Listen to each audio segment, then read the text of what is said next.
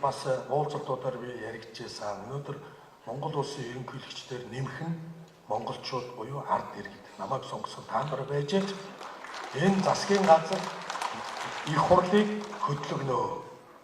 Өнөөдөр 76 гишүүдээс 65 гишүүнтэй болсон маш том нэг намын бүтэц байна. Та бүхэн санаж байгаа 55 тэрбум төгрөгийг төрийн албаны үйлчлэгээний албаны хүмүүс ажилчдад 300 мянган төгрөгөөр тараасан тийм ээ. Өгсөндөө ч юм болохгүй, өгж байгаа авч байгаадаа ч юм болохгүй. Та нар санал нэг байна. 55 тэрбум төгрөг гэдэг бол энэ ядарсан эдийн засгийн улсад их мөнгө.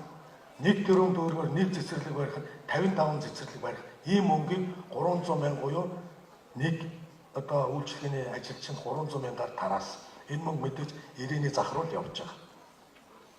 Тэгэхээр ийм бодлогогүй үйл ажиллагаануудыг энэ засгийн хийзэр хийж байгааг удаа дараа шүүмжилж байна. Харамсалтай 65 гэдэг Монгол ардын намын бүлгийг ханыг нэвтэлж чадахгүй байна. Ингээд та бүхэнтэй уулзаад энэ асуудлаа ярьж байгаа маань энэ юм аа. Тэгэхээр шийдлүүд бол надад байгаа. Сая дөр утаатай холбоотой асуудал ярьлаа. Өнөөдөр хөдөө аймагуудад Улаанбаатар хотын дүүргүүд нийтээ 80 мянга орчим орон сууц 4 мянга орчим баригдаад дууссан маань бусд нь хэрвээ санхүүжилт нь орж ирээд борлуулалт явагдах юм бол баригдсан бэлэн орон сууц байна. Би шийдэл ярих гэдэг учраас энийг ярьж. 80 мянган айлын орон сууцны за 80 бай гэхэд 40 мянган айлд нь өнөөдөр төрийн албаны үйлчлэгээний ажилчид буюу эмч, багш, цагдаа тэр онцгой манайх онцгойгийнх гэж ярьдаг. Эднийг ажлын байрныхын цалингаар нь барьцаалаад энэ бэлэн болсон орон сууц руу хүүгүүгээр зээлэнд оруулах юм бол энэ 40 мянган яндан багасах юм аа. Энэ зүгээр маш энгийн шиг.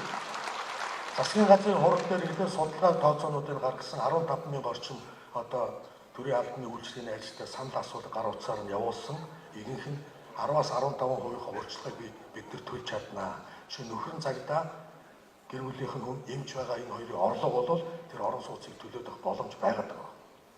Ингэх юм бол нийтдээ 3 тэрбум доллартай тэнцэх мөнгө зах зээлээс сулраад гараад ирж байна.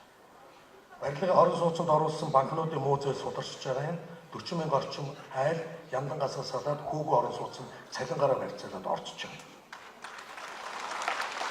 За ингээд ихний шийдэл гараад ирэнгүүт хөдөөгөө хөгжүүлээ. Түрүүний ярьдаг хөдөөгийн малчны орлогыг баталгаатай болгосон тохиолдолд хөдөөгийн нүүдэл эрс зогсон.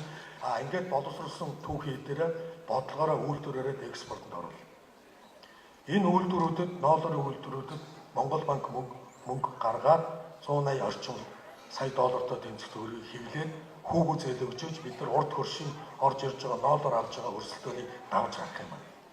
За дараагийн алхам нь юу гэж нэгээр богд уулынхаа өвөрт буюу шинэ нисгтэй холбоотойгоор бид нар дагуулгад байгуулаад тэнд иргэдэд метр квадрат нь сая орчим төгрөгөөр эрэл компани сая угсамал барилгын орон сууцны үйлдвэр оруулаад ирсэн байна.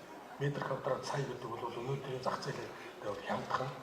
Ингээд яамдуудын 50% гаргыг, элчин сайдуудыг гаргыг, яамд ажилтдаг иргэдэд буюу сая төгрөгийн орлогоор төлбөрөө төлөөд авах боломжтой сарын 500 мянган төгрөгийн орлоготой орон сууцнд орохтын боломжтой үйлдвэрлэлийг эрэл компани оруулаад ирсэн байна. Тэнд орон сууцны хорооллуудыг шинээр бариад эхэллээ. Ингэх юм бол Улаанбаатар хотын төвчрөл энэ шаваарлалт маань багаснаа гэж ийм шийдлийг ярьж байгаа маа. Тэгээ энэ талын мэдээллийг аваад та бүхнээс дэмжлэг авах зорилгоор ийм мэдээллүүдийг хийж байгаа.